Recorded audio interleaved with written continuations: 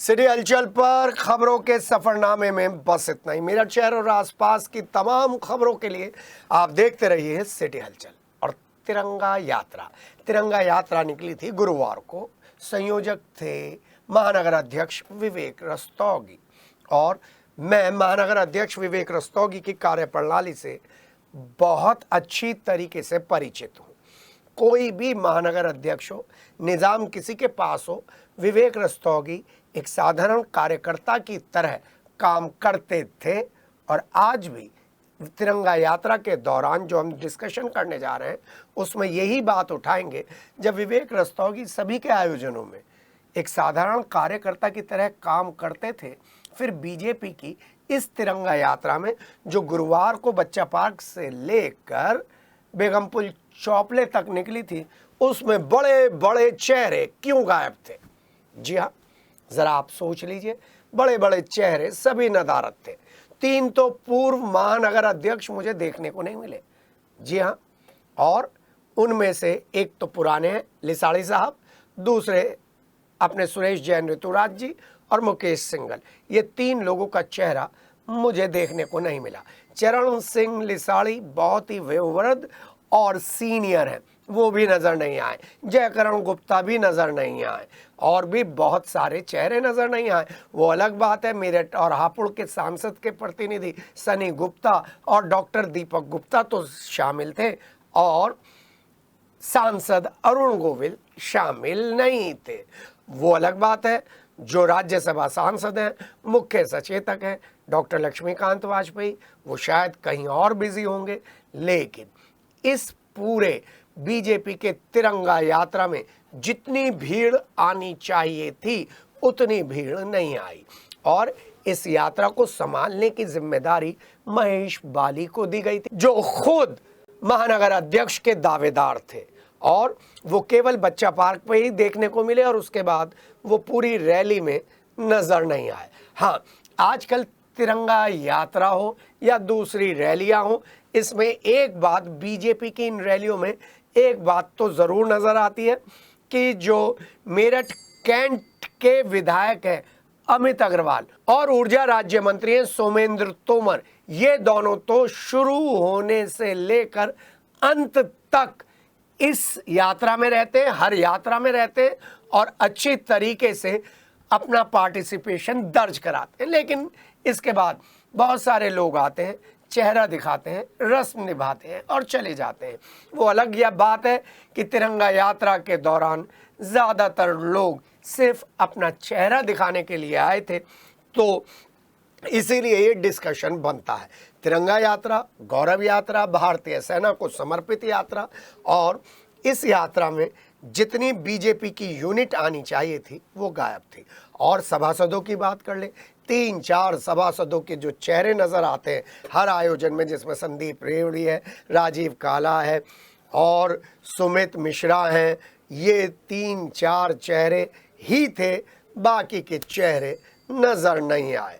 हाँ, वो लोग जो आरएसएस से जुड़े हैं वो भी कम पार्टिसिपेट करते हुए नजर आए या तो दिखे ही नहीं है। लेकिन एक बात तय है, तिरंगा यात्रा निकालकर, तिरंगा यात्रा की फुटेज देखकर बीजेपी के नए महानगर अध्यक्ष को अपनी कार्य योजना इस तरीके से बनानी पड़ेगी कि कम से कम उनके सभी सभासद और सभासद के प्रत्याशी और उम्मीदवार और पूर्व सभासद भी अगर ऐसी यात्राओं में और रैलियों में शामिल हो जाएं तो पता चलेगा कि सरकार की नुमाइंदगी करने वाले, प्रशासन की नुमाइंदगी करने वाले जब रैलियों में शामिल होते हैं तो उनका जो पार्टिसिपेशन है वो एश्योर करता है कि ये जो बीजेपी की यात्रा है वो संविधान के अनुरूप है।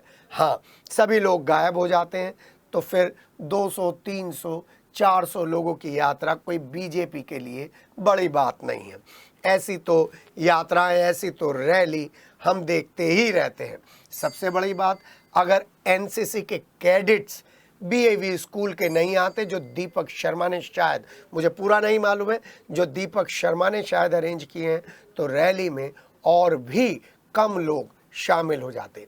इस रैली की एक और बात जो मैंने नोटिस की कि ज़्यादातर जो रैलियां निकलती हैं उसमें सड़क में चढ़ने वाले लोग शामिल हो जाते हैं, लेकिन इस तिरंगा यात्रा में उन लोगों की संख्या ज़रूर कम थी। वो अलग बात है कि 3-4 जगहों पर दुकानदारों ने फूलों की वर्षा की, लेकिन ये दुकानदार भी अपनी दुकान से उठकर अगर इस रैली में शामिल हो जाते तो रैली एक मील का पत्थर स्थापित कर पाती और बताती कि तिरंगे के लिए हमारे मन में सम्मान है।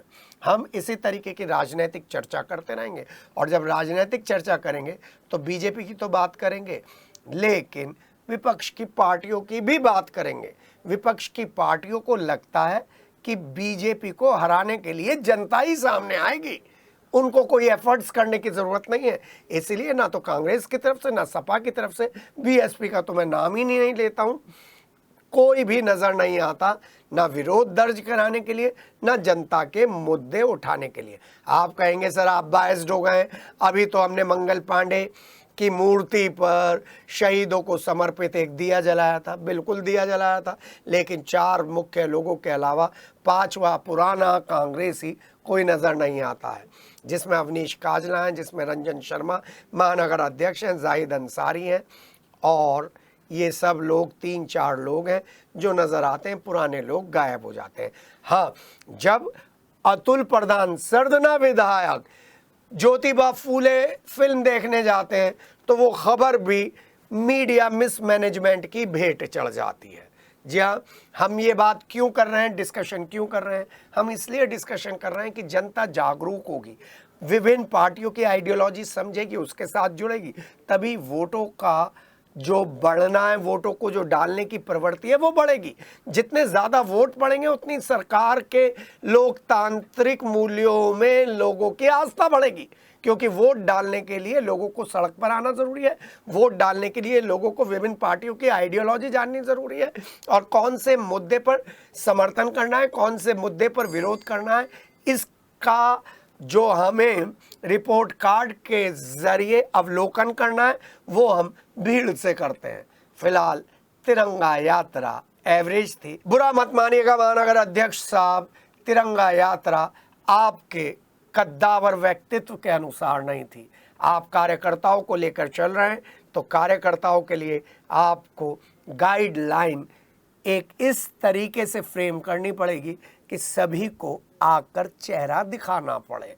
मंडलाध्यक्ष और मंडलों के साथ साथ हर वार्ड से अगर 20-20, 25-25 लोग भी आ जाते तो 90 वार्ड थे, आप देखते क्या तिरंगा यात्रा की शान होती। फिलहाल ले रहे हैं इजाज़त, नमस्कार। और पुलिस नामे में हम आपको पुलिस के काम करने का तरीका तो दिखाएंगे, और ये भी बताएंगे कि इंस्पेक्टर्स और चौकी इंचार्ज ने कह दिया है आप कितने भी ऑपरेशन चलाएं हम नहीं सुधरेंगे। फिलहाल ले रहे हैं आपसे विदा, अगले बुलेटिन में फिर मुलाकात।